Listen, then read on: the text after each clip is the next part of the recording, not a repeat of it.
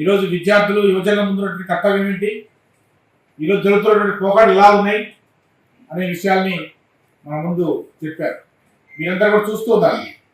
ఈ దేశానికి స్వాతంత్రం రావడానికి కారకులైనటువంటి కీలకమైనటువంటి నాయకులైనటువంటి భగత్ సింగ్, అలాగే ఆయన సహచరులు దేశ స్వాతంత్ర్యం కోసం వాళ్ళు తృణమైనటువంటి ప్రాణాలని ఏ రకంగా అర్పించారు.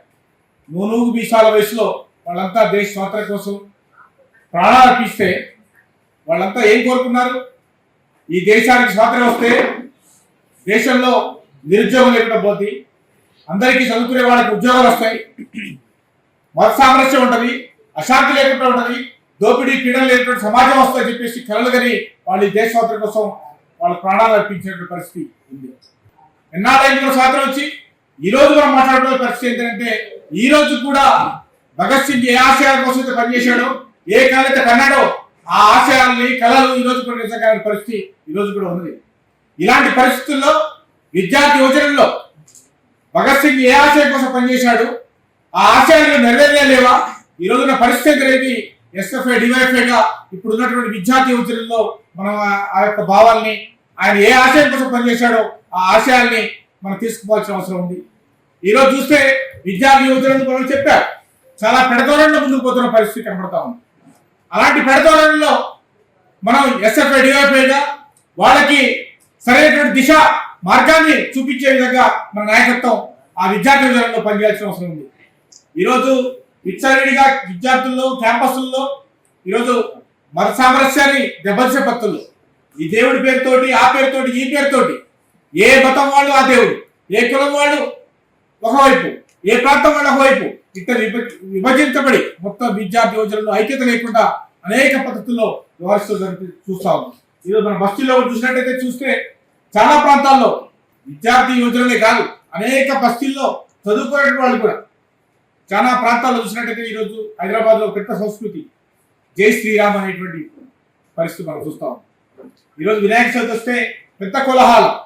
హైదరాబాద్ నగరంలో అనేక ప్రాంతాల్లో పోటాపోటీగా వేట బొట్లు పెట్టుకొని హైదరాబాద్లో మా అంత వీరులు లేరని చెప్పేసి భక్తులు ఈరోజు వినాయక చవితి నిర్వహిస్తున్న పరిస్థితి ఉంది. హైదరాబాద్ నగరం అంటే ఫలానా మతం వాళ్ళది, ఫలానా కులం వాళ్ళది, మాది అనే భక్తులు చాలా మంది నిర్వహిస్తున్న పరిస్థితి ఈరోజు కనబడతా ఉంది. ఇలాంటి వాతావరణంలో మన హైదరాబాద్లో మనం ఒక అభ్యుదయవాదులుగా ఈ హైదరాబాద్ నగరంలో ప్రశాంతమైన వాతావరణం ఉండాలి, విద్యార్థి యువజనంలో ప్రజల్లో మత సామరస్యం, శాంతి, ఐక్యత కొనసాగాలనే ఉద్దేశంతో మన వాళ్ళలో మన యొక్క భావజాలాన్ని తీసుకుపోవాల్సిన అవసరం ఉంది. కులం, మతం, ప్రాంతంగా ముఖ్యం, మనందరూ ఐక్యంగా ఉండాలి. మనం ఐక్యంగా ఉంటేనే పాలకుల మీద మన యొక్క విధానం, మన యొక్క ఒత్తిడి తీసుకురావడం ద్వారా మన సమస్య పరిష్కారం అవుతుంది తప్ప ఈ రకంగా కులం పేరుతో, మతం పేరుతో, ప్రాంతం పేరుతో మనం విడిపోతే మన సమస్యల పరిష్కారం కావాలనే విషయాన్ని మన విద్యార్థి యువజన లోపలికి తీసుకోవాల్సిన అవసరం ఉంది. అది ఏ రకంగా తీసుకుపోగలుగుతాం, ఏ భక్తులు తీసుకోగలుగుతాం అనేది మనం ఆలోచన చేయాలి.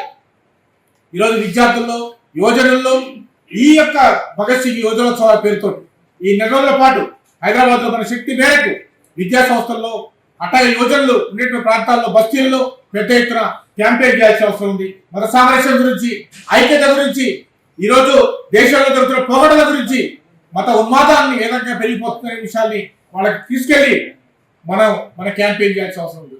అది ఏ రకంగా విద్యార్థులు యువతులు మన వైపు అట్రాక్ట్ అవుతారనే విషయాల్ని మనం ఆలోచన చేసి ఆ యొక్క యాక్టివిటీలో మనం ఇన్వాల్వ్ అవడం ద్వారా వాళ్ళు మన వైపు అట్రాక్ట్ చేయాల్సిన అవసరం ఉంది. మనం ఏ రకంగా విద్యార్థులకి పోవాలనేది చాలా కార్యక్రమాలు ఎస్ఎఫ్ఐ డివైఎఫ్ఐ నాయకులు ఆలోచన చేశారు. ఆ కార్యక్రమాలు తీసుకొని ఆటల పోటీలా, పాటల పోటీలా, లేకపోతే ఇంకా ఏ ఇతర కార్యక్రమాలు చేయడం ద్వారా మన వాళ్ళు యువజన సంఘం వాళ్ళు ఆలోచన చేస్తారు. కుస్తీ పోటీలు నిర్వహించాలి, వెయిట్ లిఫ్టింగ్ నిర్వహించాలి. మేము కూడా అప్పుడు డివైఎఫ్ఐ కలుసుకున్నప్పుడు కూడా ఒకటి సుందరగిరి దగ్గర నిర్వహించాం, ఒకటి వెయిట్ లిఫ్టింగ్ కుస్తీ పోటీలు నిర్వహించాం. హైదరాబాద్ లో ఒక షోక్ ఉంది యువజనులు, పైల్వాన్ అంటారు. పైల్వాన్ అంటే ఒలిసికి పోతే ఎక్కువ పైల్వాన్. పైల్వాన్ అంటే మామూలుగా రౌడీని పైల్వాన్ అంటారు. పైల్వాన్ అంటే అది కాదు. పైల్వాన్ అంటే బాగా జిమ్ చేసేవాళ్ళు, కుస్తీలు నిర్వహించేవాళ్ళు, బలవంతులు, ఇలాంటి